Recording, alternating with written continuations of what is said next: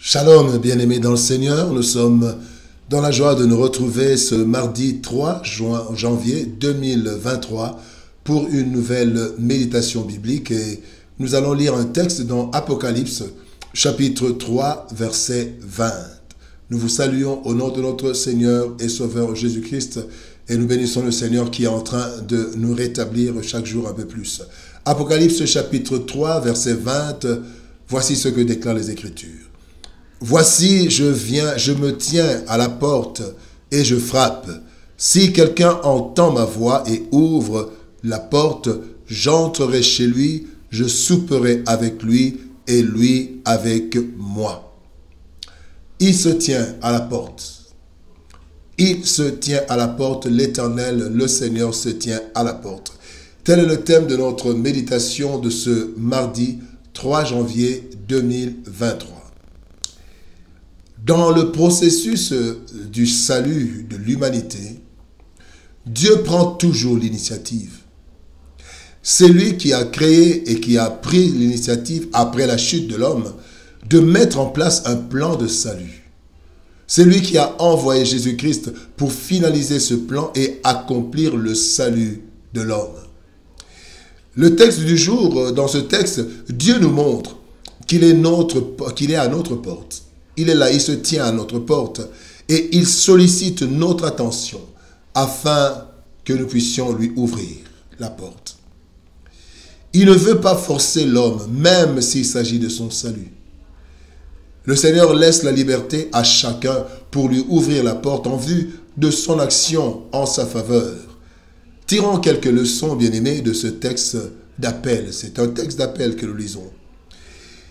Le premier point, c'est l'appel divin. Parlons de l'appel divin. Il dit, je frappe, je me tiens à la porte et je frappe.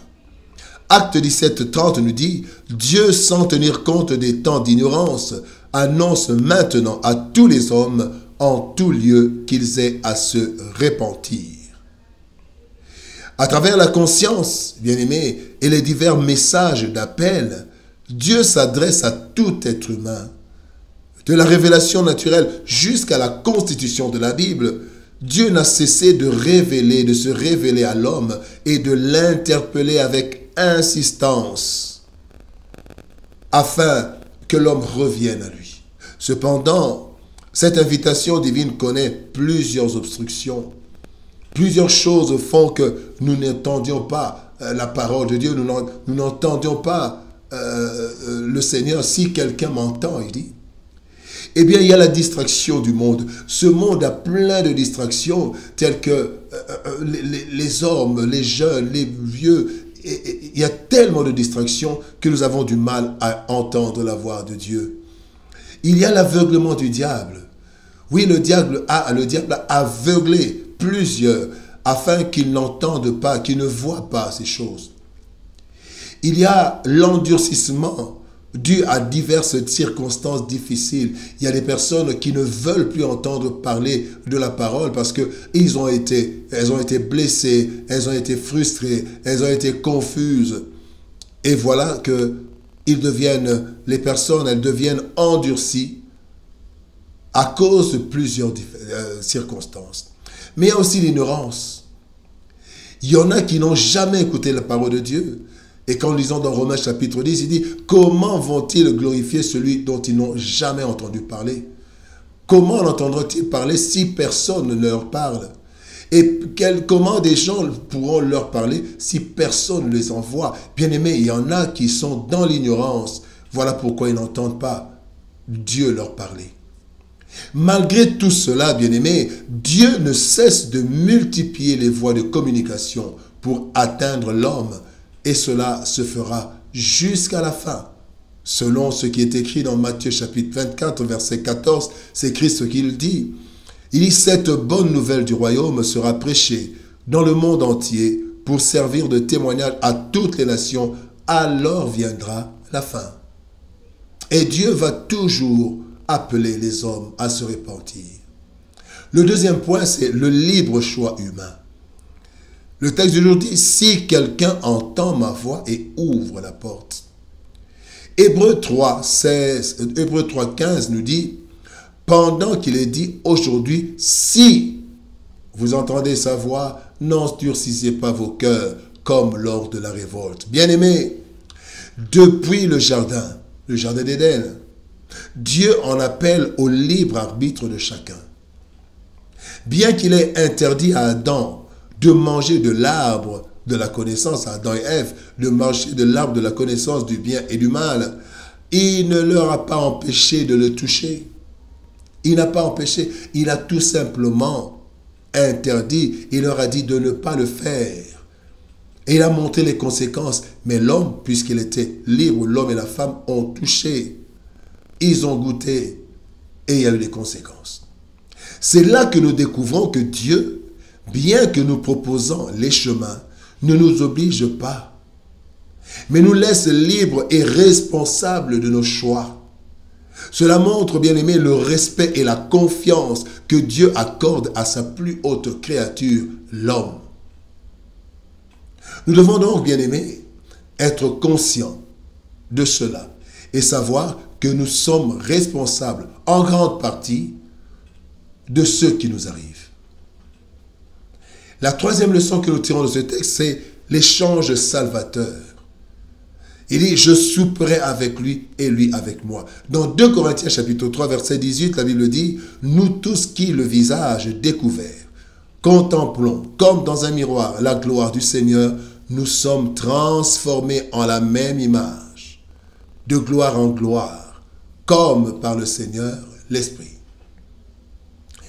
Bien-aimés dans le Seigneur, la communion avec le Seigneur est source de transformation.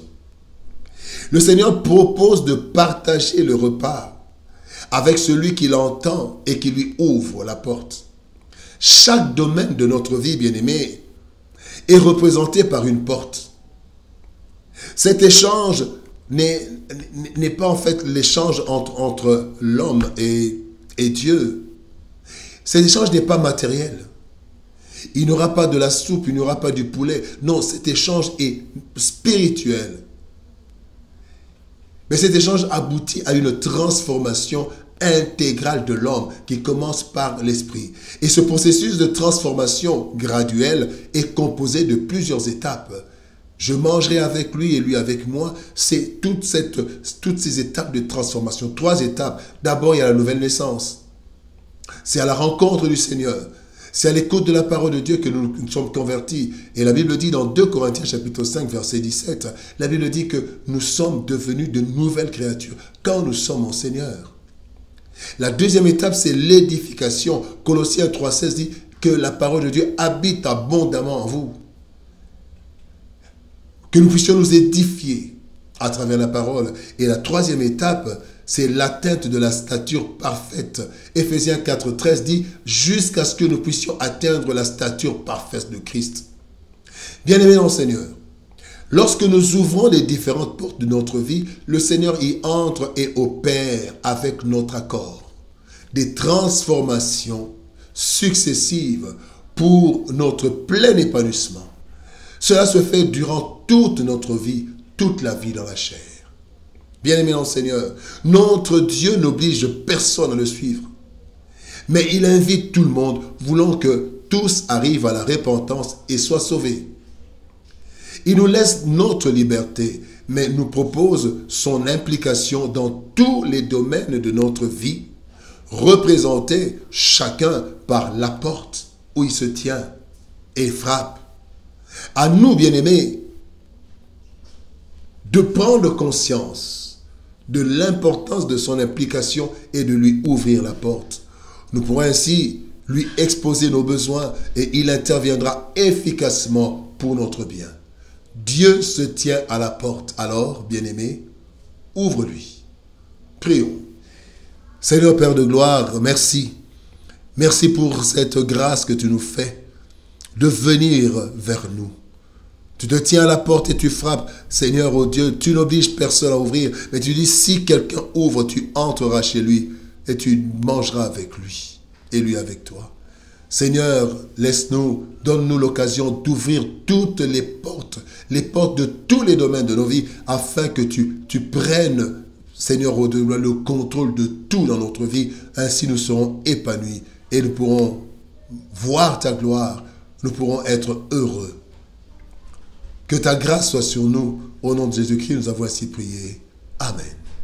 Bien-aimés dans le Seigneur, nous sommes arrivés à la fin de notre tranche de méditation. Que Dieu nous bénisse. Shalom, au revoir et à demain.